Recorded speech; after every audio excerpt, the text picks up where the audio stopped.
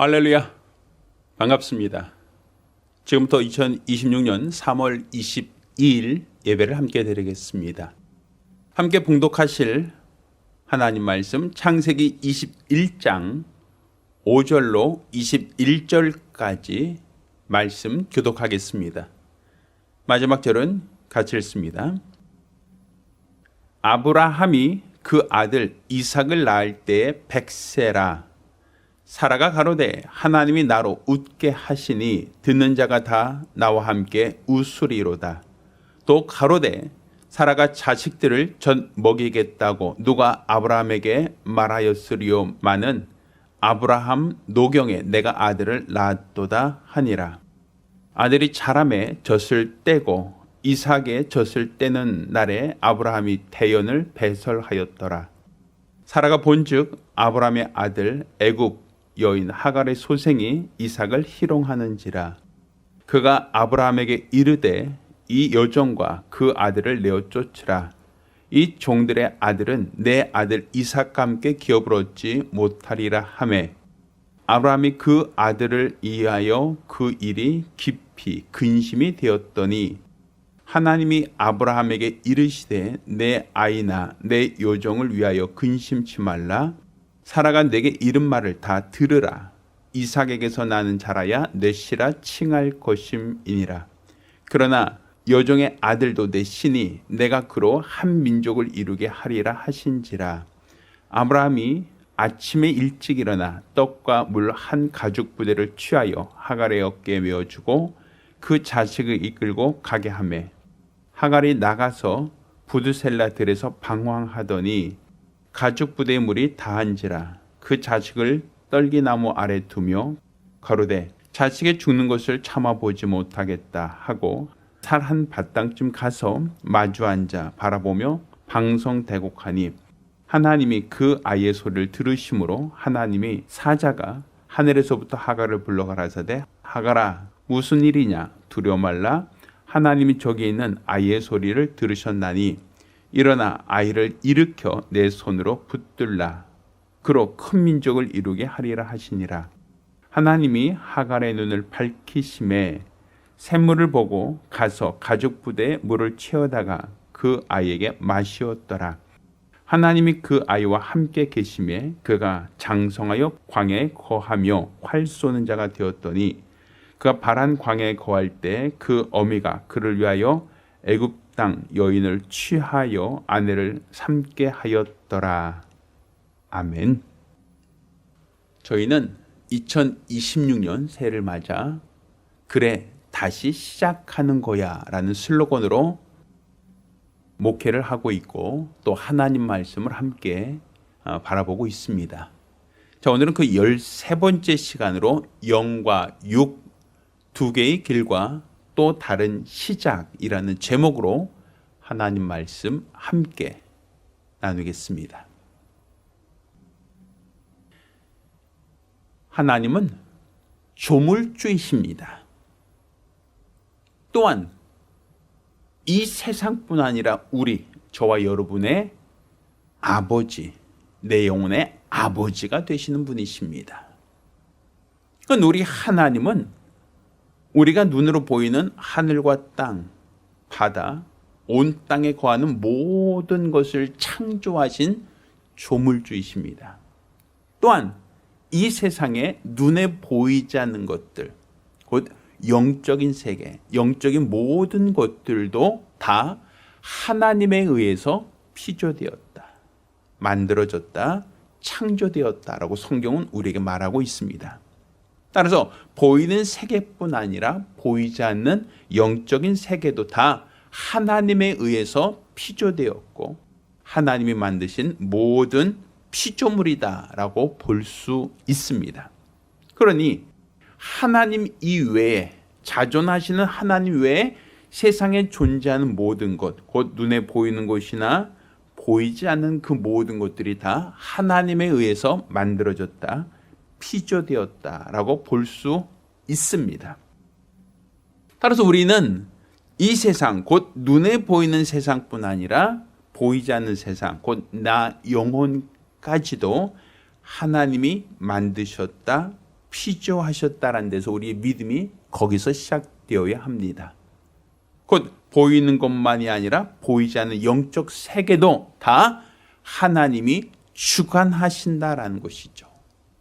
따라서 우리는 보이는 세계뿐 아니라 보이지 않는 세계, 곧 내 육체뿐 아니라 보이지 않는 내 영혼도 하나님에 의해서 피조되었으니 하나님이 왜 보이는 세계와 보이지 않는 세계, 곧 물질의 세계와 영적인 세계를 구분하여 만드셨는지, 또 그것을 통하여 우리 하나님은 어떠한 계획, 어떤 목적을 갖고 있는지 우리가 돌아보고 또 이해함으로써 육체와 영혼 이 두 가지의 길이 각기 다른 길이면서도 또 다른 시작점에서는 하나의 공통 분모가 있다라는 부분을 오늘 함께 배우며, 이로써 우리가 다시 시작한다라고 할 때 이 육체가 영혼이 각각 구분되어 있는, 나뉘어져 있는 각각의 산물이 아니라 우리 육체의 기회가 영적으로 어떤 필요성을 갖고 있는지 돌아보는 기회가 되었으면 합니다. 이 영과 육은 따로따로 성격은 다르지만 구분되어서 나눌 수 없다라는 특징이 있습니다. 만약 육체와 영혼을 나눈다라고 하는 것을 성경은 죽음이다라고 말하지 않습니까? 왜? 영혼이 떠난 몸이 죽었다라고 함으로써 가치를 잃어버린다라고 볼 수 있는 겁니다. 따라서 이 육체라고 하는 것, 보이는 모든 세계는 영적인 것이 빠진 상태로, 영적인 것을 무시한 상태로, 영적인 것을 없는 상태로만 존재해서는 가치가 없다라고 볼 수 있습니다. 따라서 육체라는 것, 곧 물질 세계라는 것은 영적인 것이 그 안에 내재되어 있고 영적인 관계, 연관성, 상관성이 있을 때 가치가 있고 기능이 있고 생명이 있다는 것을 우리는 다시금 기억해야 됩니다. 그런 차원에서 우리가 육체라고 하는 것, 육체가 영적인 것을 배제한 육체가 아닌 영적으로서의 융합되어진 육체, 물질이라는 것이 가치가 있다는 것을 기억하시며 우리 육체의 삶이, 우리 세상의 삶이 어떠한 가치를 가질 때 다시 시작하는 것인가 라는 것을 돌아볼 수 있는 거룩한 기회가 되기를 예수 이름으로 축원합니다. 자, 첫 번째로 우리가 육체와 영이라고 하는 것은 물리적 성격은 다릅니다. 육체는 만질 수 있고 육체는 감각할 수 있는 대상이죠. 그렇지만 영이라는 것은 들을 수도 볼 수도 만질 수도 없는, 어떻게 보면 성이 상학적인 존재라고 볼 수 있단 말입니다. 자, 그러면 이 두 가지가 물리적인 성격이 다르다라고 하여 각각 다른 것인가라고 하면 사실은 다르지 않을 수 있다는 거예요. 왜? 같은 아버지로부터 나왔기 때문입니다. 동일한 하나님으로부터 나왔다라고 볼 수 있다는 것이죠. 이스마엘과 이삭이 형제입니다. 배달은 형제라고 말할 수 있겠죠. 그렇지만 그의 아버지는 동일하다라고 볼 수 있지 않습니까? 아버지는 아브라함이에요.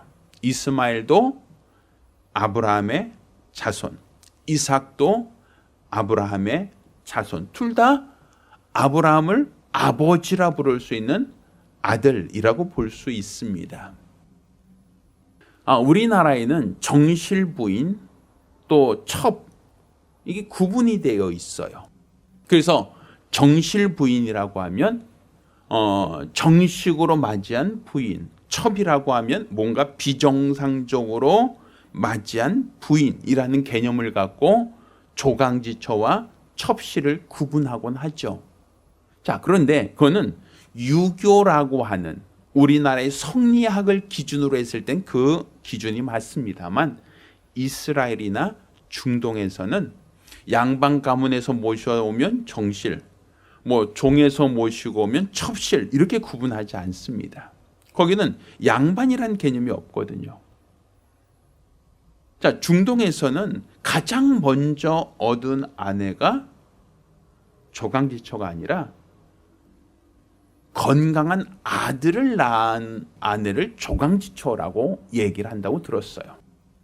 그러니 이스마엘이라고 하는 신체적으로나 정신적으로 하자가 없는 아이를 낳은 하갈이 어떻게 보면 유업을 나눌 수 있는 정실이라고 볼 수도 있는 겁니다.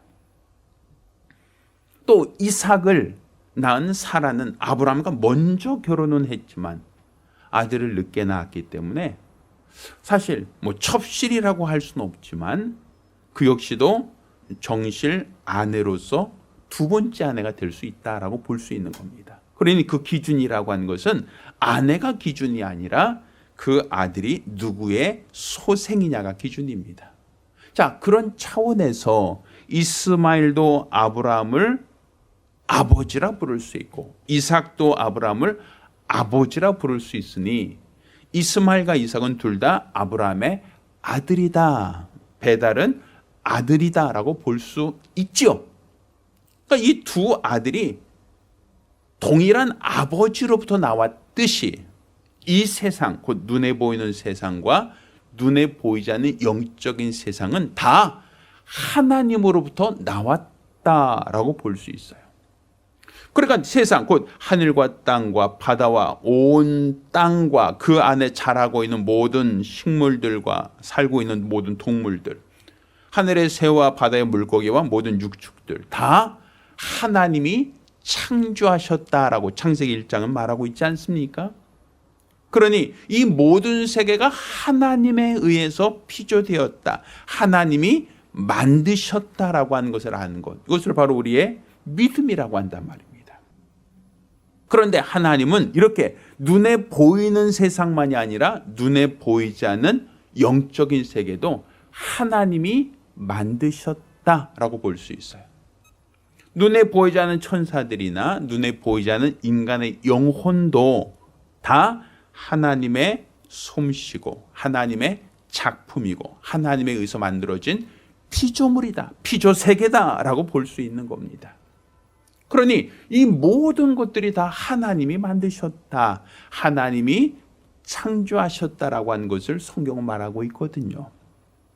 그러니 하나님이 육체라고 하는 것도 만드셨고 물질 세계도 만드셨고 영적인 세계도 하나님이 만드셨다, 피조하셨다라고 볼 수 있어야 된단 말입니다. 분명 두 개는 달라요. 물리적으로 다르고 특성이 다릅니다. 그렇지만 모두가 다 같은 하나님, 같은 아버지로부터 나왔다라고 하는 것은 차이가 없다라는 겁니다.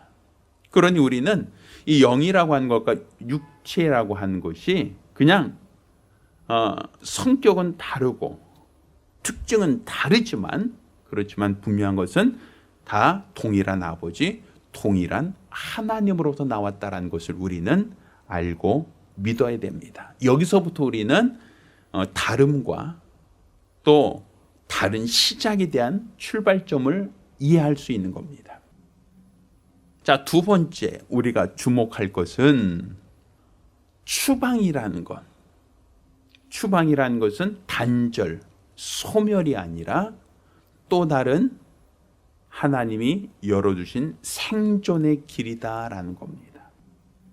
자, 이 의미를 우리가 잘 이해하셔야 되는데 분명 성경은 혈과 육은 하나님의 나라를 유업으로 받을 수 없고 우리 영혼만 하나님이 신령한 몸으로 변화시켜 하늘나라를 상속한다는 걸 우리가 알고 있어요.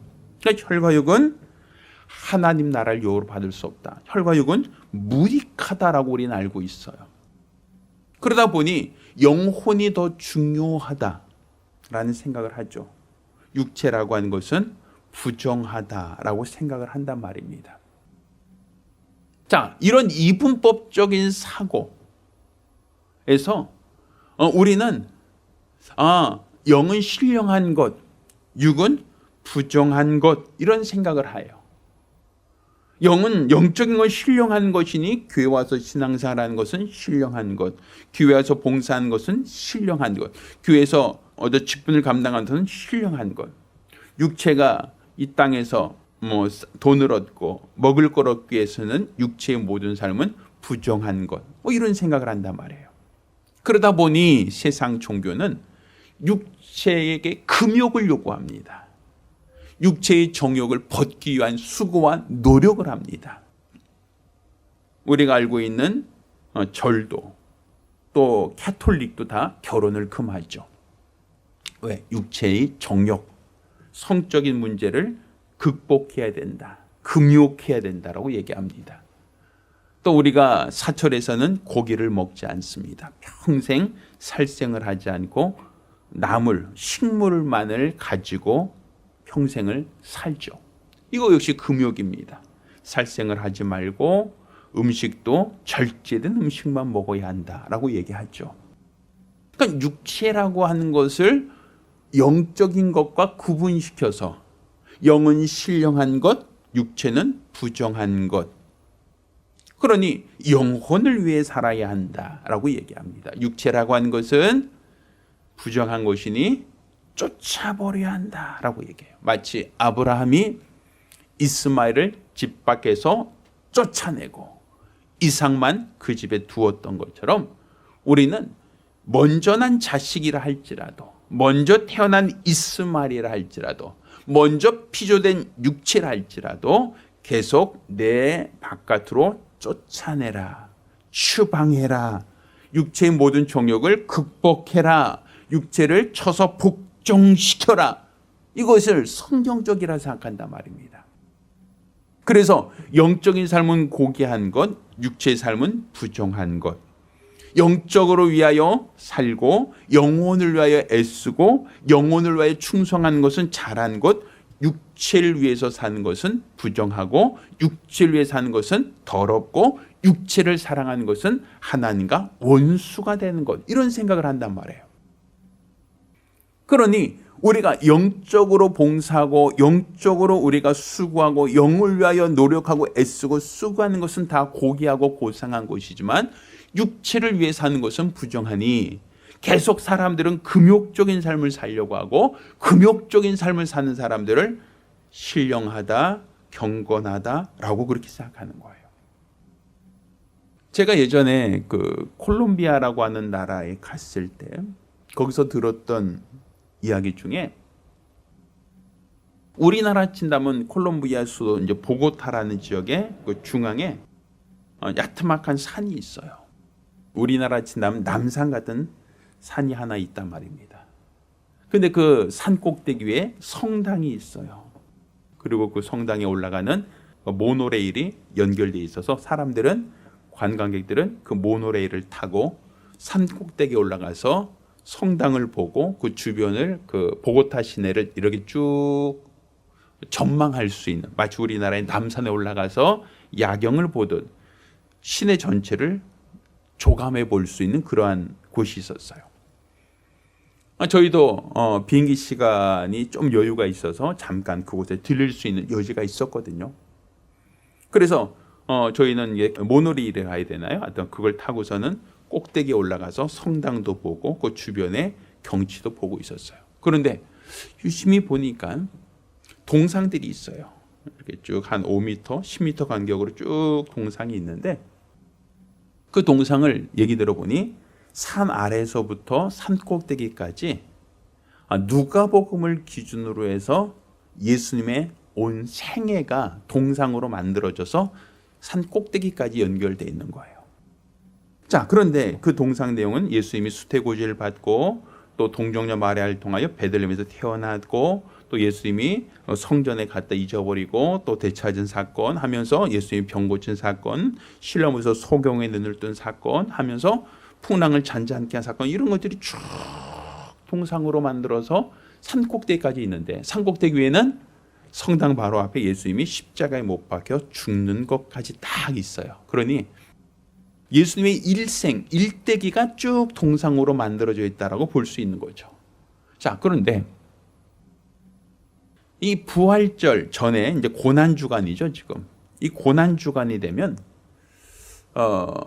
순례자들이 이 남산같이 그 높은 산, 그 중앙에 있는 산 꼭대기는 성당으로 올라가기 위해서 그 아래서 무릎으로 기어서 올라온답니다. 그 산 하나를. 그러니까 고난 주간에 무릎으로 기어서 예수님의 그 동상이 세워져 있는 그 모습 하나하나를 보고 지나쳐서 그 성당 안으로 들어와서 거기서 미사를 드리고 부활절 미사가 끝난 다음에 내려간다는 거예요. 그러니까 무릎으로 긴다는 얘기가 실감이 안 가요. 우리나라에서도 삼보일배라 그러나요? 3번 걷고 1번 절하고 또 일어나서 3번 걷고 절하고 뭐 이런 거 있었죠. 그런 맥락인 것 같아요. 그러면 그렇게 무릎으로 기어오면 무릎은 어떻게 써요? 우리가 방도 이 물걸레질로 하다 보면 무릎이 다 망가지는데 산 하나를 무릎으로 기어 올라온다라고 하면 무릎이 어떻겠습니까? 굉장히 망가지겠죠. 어떤 곳에서는 고난주간 되면 실제로 예수님처럼 십자가를 지고 언덕길로 오르는 어떤 그러한 순례자들이 있다라는 얘기를 들었어요. 로마 병정들처럼 십자가를 진 사람에게 채찍질도 하고 때로는 십자가에 실제로 못을 박아서 매달기도 한다라는 거예요. 왜? 예수님의 고난을 경험하라고. 지금이 고난주간이잖아요. 그러니 이런 고난주간에 어떤 사람들은 금식을 하기도 하고 또 어떤 사람들은 자기 몸을 학대하고 아픈 길로 선택을 하고 그것을 신령한 사람이 되는 방법, 또 그런 행동들을 경건한 사람의 모습으로 포장하기도 한단 말이에요. 이렇게 금욕적으로 사는 것이 뭔가 신령해 보이고 뭔가 경건해 보이다라고 얘기해요. 그러니까 영혼이 귀하고 육체는 보잘것없으니 육체는 계속 아파야 하고 육체는 고행해야 되고 육체는 결혼하지 말아야 되고 육체는 금식해야 되고 뭔가 육체는 계속 내 자신을 학대를 해야 신령한 사람인 것처럼 여기고 또 그렇게 오해를 합니다. 그렇지만 영혼만을 하나님이 만든 게 아니라 육체도 하나님이 필요에 따라서 만드셨다는 걸 우리가 알아야 돼요. 그래서 육체를 학대하는 것, 육체를 고생하는 것, 그것이 나의 영혼을 위한 길은 절대로 아니다라는 걸 여러분이 깨닫기를 예수 이름으로 축원합니다. 물론 아브라함이 이스마엘 육체의 아들을 쫓아냈어요. 유업을 함께 나누지 못한다는 의미로서 쫓아내었어요. 그렇다 할지라도 육체가 부정해서 육체가 불필요해서 육체가 쓸모없어서 소멸시키고자 하는 목적이 아니었다는 걸 여러분이 깨닫기를 예수 이름으로 축원합니다. 나 영혼이 소중하고 나 영혼이 중요하지만 그렇다고 하여 육체가 불필요하다, 쓸모없다라고는 볼 수 없다라는 겁니다. 따로 여러분이 나를 사랑한다는 것은 나 영혼을 사랑한 것뿐 아니라 내 육체도 사랑해야 된다는 걸 여러분도 깨닫기를 예수 이름으로 축원합니다.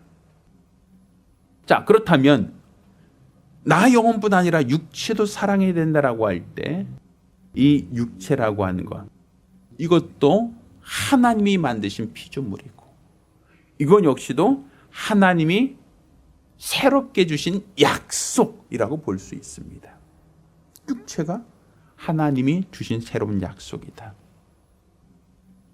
자, 예수님의 공생을 한번 봅시다. 예수님이 내 죄를 감당하기 위하여 나 영혼을 살리시기 위하여 예수님이 십자가에 못 박히셨고 또 그가 죽으시고 부활하시며 내 영의 죄를 대속하셨다는 걸 여러분이 알고 있죠. 그러므로 말미암아 그를 믿음으로 말미암아 우리가 구원을 받는다. 내 영혼이 죄 사함 받고 하나님의 자녀가 되는 권세가 있다라고 우리는 알고 믿고 있습니다. 자, 그런데 예수님이 이 땅에 오셔서 십자가 달려 죽으신 것만이 아니라 성경은 이와 같이 얘기합니다. 그가 채찍에 맞음으로 우리가 나음을 얻었다. 영혼만 사랑하시는 분이라면 영혼의 죄만을 구속하는 것이 예수의 공생의 궁극적인 목적이었다라고 한다면 단지 십자가에 달려서 죽으심으로 우리의 죄를 대속하시고 구원하셨다라고 볼 수 있지만 성경은 예수님이 3년간의 공생의 기간 동안 가장 그분이 주력으로 하셨던 것들은 각색 병든 자를 고치시는 일이었다라고 볼 수 있어요. 예수님의 공생의 대부분 소경의 눈을 뜨고 안진뱅이를 일으키고 문둥이를 깨끗하게 하며 온갖 병자들을 고치는 일을 그분은 주된 역할로 하셨다는 것이고, 또 성경 예수님이 채찍에 맞음으로 너희가 나음을 얻었다라고 말하고 있거든요. 육체가 쓸모없는 거라면, 육체가 불필요한 거라면, 육체는 고행의 수단, 고행의 방법만이라고 한다면 굳이 예수님이 병자를 고친다, 병자를 치료한다, 죽은 자를 살린다, 그게 무슨 의미가 있겠어요? 영혼만이 중요하면, 영혼의 죄사함 받고 영혼이 구원받고 영혼이 하나님 자녀되고 영혼이 하늘나라 가는 것이 목적이라면 굳이 나사로 살릴 이유가 없잖아요. 그냥 나사로 살려다 그 영혼이 하늘나라 갔다 끝인데 굳이 죽은 육체를 다시 살리실 필요는 뭐가 있으며, 실라못에서 소경에 널뛰게 하신 것은 무슨 필요가 있으며, 혈기 마른 여인의 병을 고치신 것은 무슨 의미가 있겠습니까? 쓸모없는 일, 부잘것없는 일이겠죠. 그렇지만 예수님의 공생애 중 상당한 시간을 병자를 고치는 데 사용하셨고, 또 육체의 병만 고친 것이 아니라 예수님은 오병이를 통하여 떡 5개와 물고기 2마리로 5천 명을 먹이시는데도 당신의 능력을 사용하셨습니다.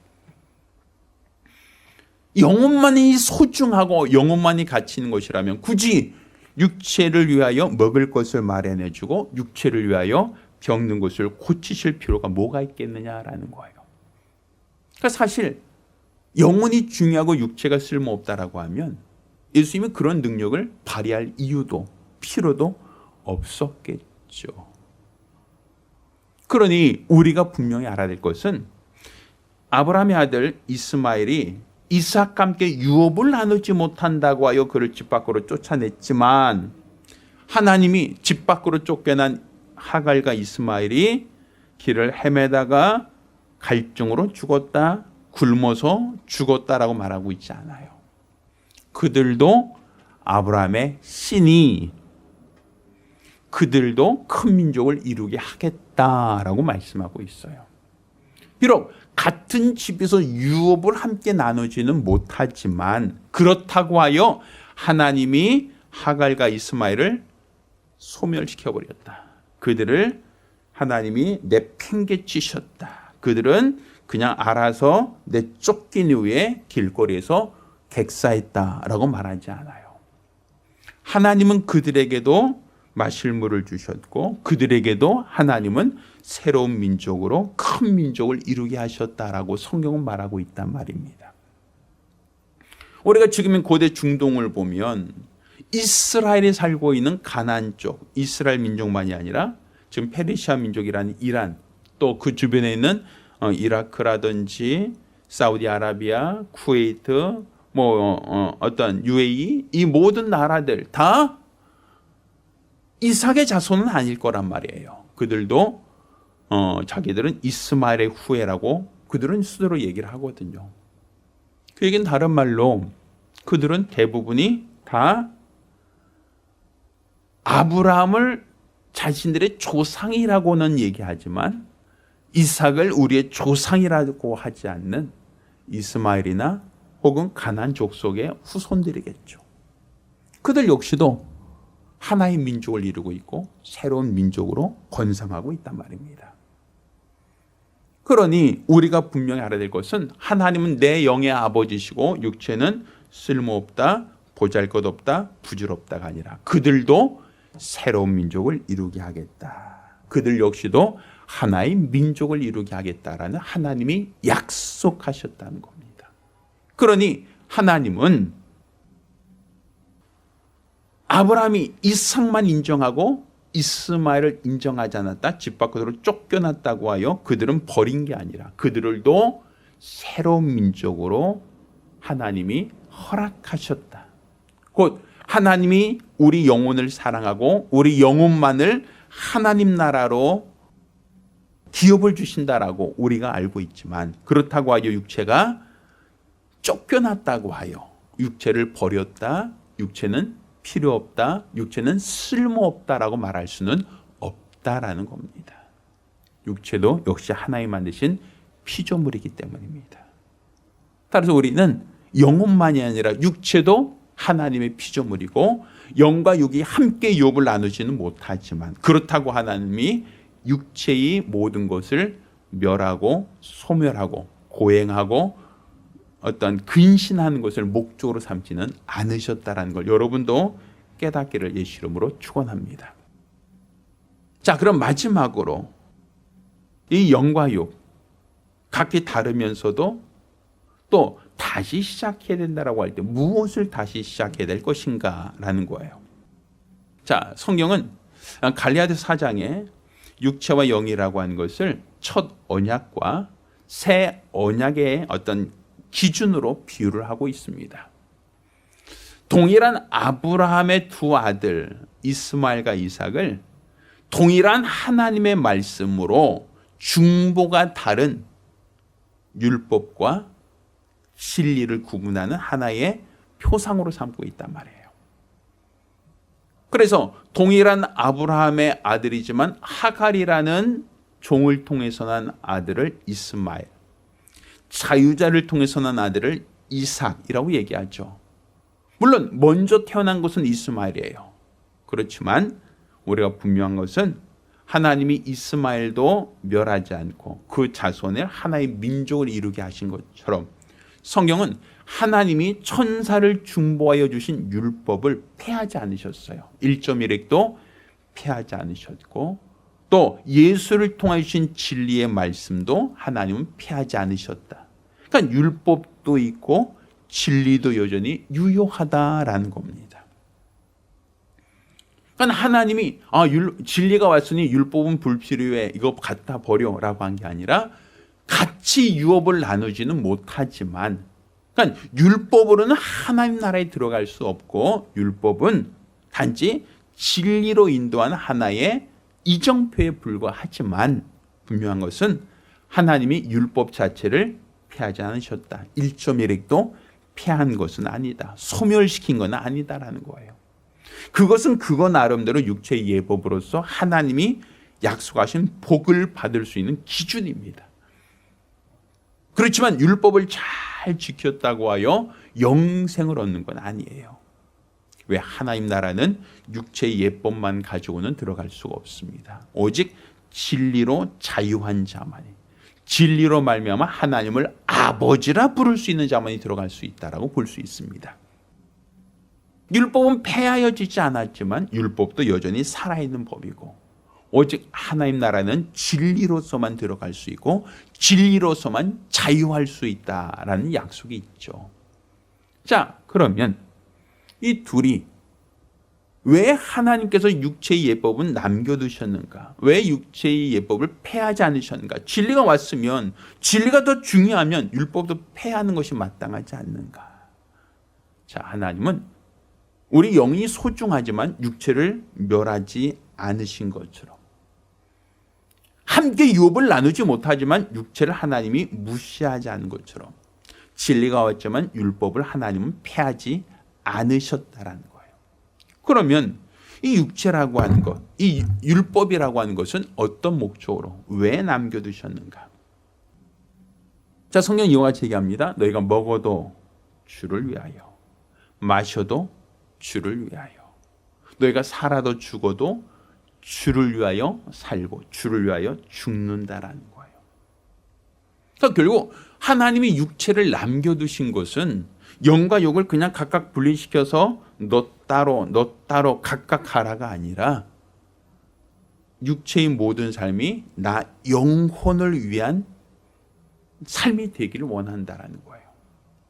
우리가 한번 생각해 보세요. 내 영혼이 죄사함 받기 위해서는 뭐가 필요합니까? 육체가 필요합니다. 육체의 회개가 필요해요. 육체가 있는 동안 예수를 믿고 영접할 수 있는 기회가 있어요. 그래야 내 영혼이 구원받을 수 있어요. 우리는 흔히들 얘기합니다. 캐톨릭에서는 이렇게 얘기한대요. 사람이 죽으면 천국과 지옥으로 바로 가는 게 아니라 연옥에 잠깐 머무른다는 거예요. 그러니까 육체가 죽은 영혼이 잠깐 연옥에 머물다가 이제 대기 타는 거죠. 그러다가 이제 천국으로 갈지 지옥으로 갈지가 구분된다고 합니다. 자, 그런데 천국으로 가려면 90점 이상 정도는 되어야 천국으로 갈 수 있는데 이 사람이 점수가 80점밖에 안 돼요. 이 땅에 사는 동안 공력이 충분하지가 않아서 천국 가기에는 애매한 그런 점수란 말이에요. 천국 가려면 90점이 필요한데 아직 내가 80점밖에 안 돼요. 그럼 어떻게 해야 됩니까? 10점이 더 필요하죠. 그럼 그 10점은 어디서 마련합니까? 이 땅에 살아있는 가족들이 돌아가신 분을 위해서 헌신을 하거나 봉사를 하거나 돌아가신 분의 이름으로 헌금을 많이 내면 그러면 하나님께서 돌아가신 분을 위해서 살아있는 가족들이 헌신하고 살아있는 가족들이 봉사하고 살아있는 가족들이 돌아가신 분을 위한 헌신한 것을 하나님이 참작해서 부족한 10점을 채워주신다는 거예요. 그러면 이 사람은 연옥에서 대기하다가 사식을 넣어준 게 충분하면 천국으로 갈 수 있다. 이게 연옥 사상이에요. 성경 어디에도 그렇게 말하고 있지 않죠. 그렇지만 이 땅에 남겨진 사람들이 죽은 사람을 위하여 헌신하면, 죽은 사람을 위하여 수고하면, 죽은 사람을 위하여 뭘 하면 죽은 자가 그 공덕을 가지고 간다라고 얘기해요. 그러니까 사람들은 이렇게 이미 육체가 죽었지만 이 땅에 있는 사람들이 많이 애쓰고 많이 수고한 것을 돌아가신 분이 보응을 받을 수 있다 생각을 해요. 그렇지만 성경은 부자와 나라서로에서 부자가 재물이 많았죠. 살아있는 가족이 자기 재물로 돌아가신 분을 위해서 어떤 회당을 지어주거나 아니면 돌아가신 분을 위해서 뭔가 애쓰거나 수고해서 이 불구덩이 속에 있는 부자를 구원할 수 있는 길이 있다라고 하면 아브라함이 그 부자의 간청을 듣고 나사를 보냈을 겁니다. 부자가 너희 형님이 너희 아버지가 뜨거운 불꽃 속에도 고통하고 있으니 너 가난한 사람에게 시주 좀 하고 구제도 좀 많이 하고 또 봉사도 좀 많이 하고 좀 그래서 이 뜨거운 불구덩이에 있는 부자를 좀 구해줄 수 있지 않겠니? 라고 아마 전달하라 그랬을 거예요. 그런데 기회가 없어요. 우리가 죄산받을 수 있는 것은 육체가 있을 동안만 가능해요. 우리가 구원을 받을 수 있는 것은 육체가 있는 동안만 가능해요. 우리가 이 땅에서 하늘나라에 상급을 쌓아둘 수 있는 것은 육체가 있는 동안만 가능해요. 성경에는 해의 영광이 다르고 달의 영광이 다르고 별의 영광이 다르며 별과 별의 영광이 다르다. 그러니까 밝기가 다르다는 거예요. 이 땅에서 얼만큼 수고하고 얼만큼 헌신하고 얼만큼 충성했느냐에 따라서 내 영혼이 보상을 받게 되는데 육체가 소멸된 이후에는 내 영혼이 회개할 수도 내 영혼이 봉사할 수도 내 영혼이 구제할 수도 내 영혼이 어떤 것도 할 수 없다라는 겁니다. 그러니 내 영혼을 위해서 우리는 육체의 기회를 선용해야 된다라고 볼 수 있는 거예요. 단지 내 육체만 위하여 무엇을 먹을까 무엇을 마실까 무엇을 입을까 정욕적으로 사는 것이 목적이라면 그 육체는 내쳐야 되죠. 영과 육이 함께 유업을 받을 수 없으니 집 밖으로 내보내야겠죠. 그렇지만 그렇다고 하여 육체를 소멸시키는 게 목적이 아니라 그 육체를 나 영혼을 위한 기회로 삼는 것. 내 영혼이 회개할 기회, 내 영혼이 예수를 믿고 영접할 기회, 내 영혼이 이 땅에서 수고하고 헌신할 기회, 내 영혼이 주님 앞에 선 날 상 받을 기회로 사용한다면 육체는 불필요한 것이 아니라 단지 고행하는 목적이 아니라 나 영혼을 위한 하나의 기회가 될 수 있다는 겁니다. 그러니 우리가 영과 육 다시 시작하는 이 두 개의 길과 또 다른 시작이라고 할 때 이 또 다른 시작은 지금까지는 내 육체를 하나의 고행의 수단, 내 육체를 정욕의 수단으로 알고 살았다면 이제는 내 육체만을 위한 정욕의 수단이 아니라 나 영혼을 위한 육체의 기회, 나 영혼을 위한 육체의 수고, 나 영혼을 위한 육체의 헌신, 나 영혼이 구원받을 수 있는 육체의 기회로 선용하기를 예수 이름으로 축원합니다. 저 여러분 모두가 이 땅에 육체가 건강한 동안, 육체가 온전한 동안, 육체가 사는 동안 자신의 영혼을 더 사랑하고 나 영혼의 유익한 길을 위하여 육체의 기회를 사용할 수 있는 기회가 되기를 예수 이름으로 축원합니다. 할렐루야. 기도하겠습니다. 살아계신 아버지 하나님, 하나님께서 이 모든 세상의 창조자, 조물주이심을 우리가 알고 믿습니다. 눈에 보이는 것만이 아니라 보이지 않는 모든 영적 세계도 하나님이 만드셨고 하나님이 피조하셨음을 우리가 알고 믿고자 할 수 있도록 도와주시옵소서.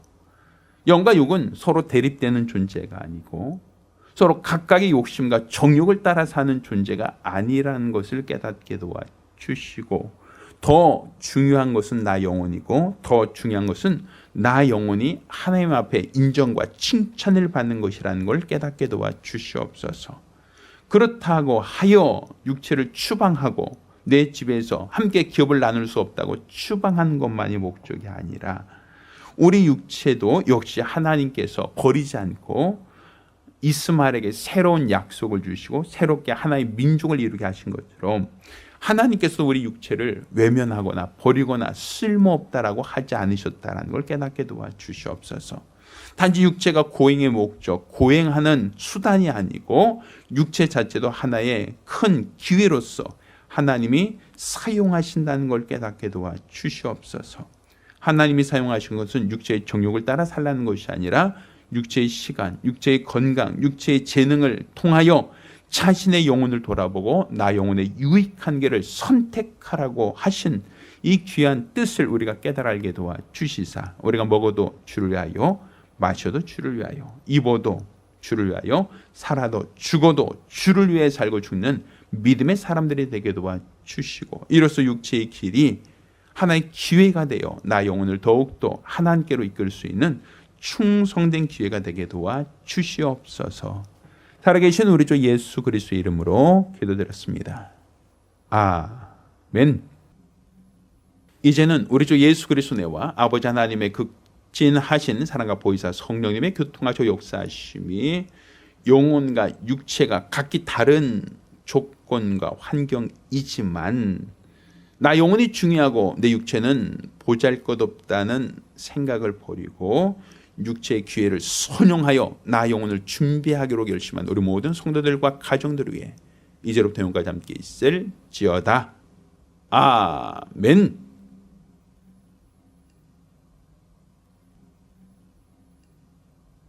할렐루야. 우리 하나님께 영광을 돌리겠습니다.